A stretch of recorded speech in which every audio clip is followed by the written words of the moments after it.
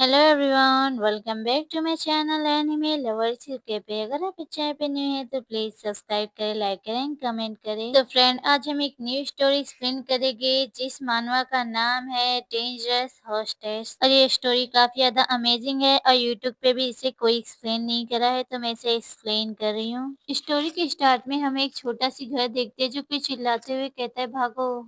फिर हम एक पर्सन को देखते हैं जिसके हाथ बंधे होते हैं और वो काफी ज्यादा जख्मी होता है। तभी कोई चिल्लाते हुए कहता है, खाली बस तुम भागते रहो बास्टर्ड।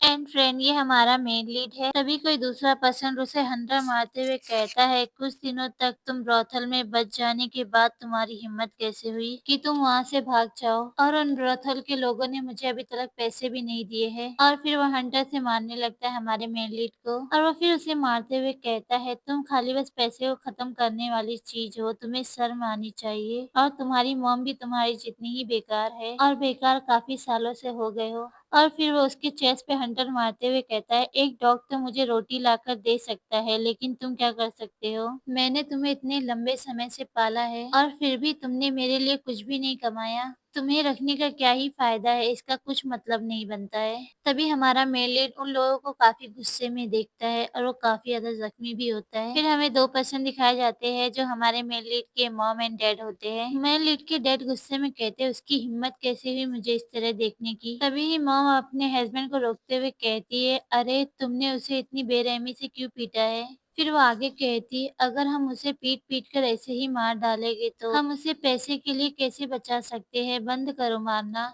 फिर उसकी मॉम आगे बढ़ते हुए कहती, भले ही आपको उसे हराना ही है, लेकिन उसके चेहरे पे तो मत मारिए। फिर इसकी मॉम आके उसका फेस पकड़ते हुए एक क्रीपी सी स्माइल हंसते हुए कहती, अरे आप उसकी स्किन में नीडल्स को घुसा सकते हो।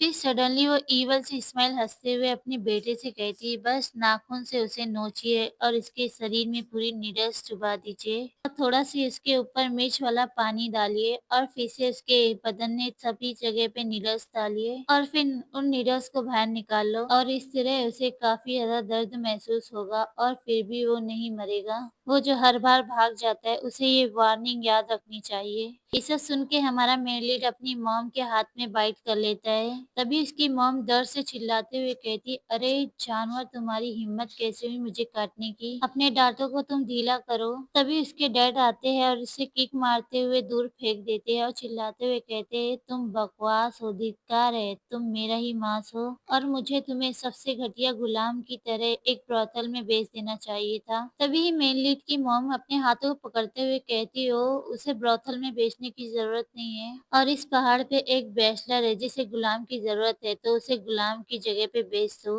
और एक अमीर आदमी भी है जिसे गुलाम की जरूरत है। और फिर वो तभी अपने बेटे को लेने के लिए आती है और कहती है, ऐसा कहा जाता है कि एक अधिकारी एक आदमी को 3 तेल के चांदी की कीमत पर खरीदना चाहता है, लेकिन वो बहुत ही गुस्से वाला है और बंदरों से नफरत करता है। तभी उसकी मॉम एक खंजर निकालते हुए उसकी तरफ आगे बढ़ने लगती है, कहती, मैं तुम्हें इसी तरह भागने नहीं दे सकती। ओ, ऐसा लगता है कि तुम तभी रुकेगे जब तुम्हारी घुटने की हड्डी फट जाएगी। फिर वो मेन लीड की तरफ आगे बढ़ने लगती है, कहती, ओ ये डील हो सकती है। तभी कोई सडनली आता है और उसका हाथ पकड़ लेता है। तभी इसकी मॉम चिल्लाते हुए कहती, कौन है वहाँ? तभी हमारी फीमेल लीड आती है और उन लोगों के ऊपर अटैक कर देती है, और वो दोनों हस्बैंड वाइफ उड़ते हुए सीधा जमीन पे आके धाड़ से गिर जाते हैं, अभी अभी क्या हुआ यहाँ पर? फिर हमारी फीमेल लीड मेन लीड को देखते हुए कहती, क्या इस बार वो दुश्मन है क्या? और हमारी फीमेल लीड काफी ज्यादा क्यूट एंड प्रीटी होती है और हमारा मेल लीड तो बस उसे देखते ही रह जाता है। ओह वाह! फिर हमारी फीमेल लीड अपने हाथ को आगे बढ़ाती है और उसके फेस को छूते हुए कहती है, ओह तुम कितने ज्यादा कमजोर हो। डिंग! तभी सिस्टम अपेयर होता है और कहता है, होस्ट आप कियान यून स्कूल की सुपीरियर फीमेल एल्डर है और आप तो काफी ज्यादा कैपेबल भी है, और वो सिस्टम का नाम होता है सिस्टम जी जी, और वो सिर्फ हमारी फीमेल लीड को ही दिखाई देता है, जैसा कि हम बिकमिंग द लवर में देख सकते हैं। जीजी बोला, हो इस कमजोर आदमी की तुलना आपसे कैसे की जा सकती है? एंड हमारी फीमेल लीड मेन लीड को एक चिकन की तरह उठा के अपने हाथ में रखी रहती है, कहती है, जीजी वो किस आधार पर विरोधी हो सकता है? तभी जीजी सिस्टम में चेक करते हुए कहता है, डिंग होस्ट इसमें चेक करें। फिर हमें हमारे मेन लीड के बारे में इंट्रोड्यूस कराया जाता है, उसका नाम फेंगजू है और वो इस प्लेनेट का विरोधी है। जीजी बताती है होस्ट वो एक गरीब परिवार में पैदा हुआ था, जैसा कि उसके मॉम डैड ने उसे कई बार बेचा था। वो किस्मत से कियान कुन स्कूल में शामिल हो गया। फिर बाद में हमें बताया जाता है उसे जो उसके मॉम डैड पालक की सब्जियां खिला रही होती है वो उसके वायरस से इन्फेक्ट हो जाता है और उस इम्पैक्ट की वजह से वो डीमन की तरह अटैक करने लगता है और वो डाओ एनर्जी की कमी की वजह से डीमन के रास्ते पे चलने लगता है। फिर हमें उसके बाद सेकंड फेमिन लीड के बारे में बताया जाता है जिसका नाम कुई वान है और ये इस टाइम की हीरोइन है की युआन, जो क्यान कुन स्कूल की सहायक की भतीजी है और इस टाइम की प्रिंसेस है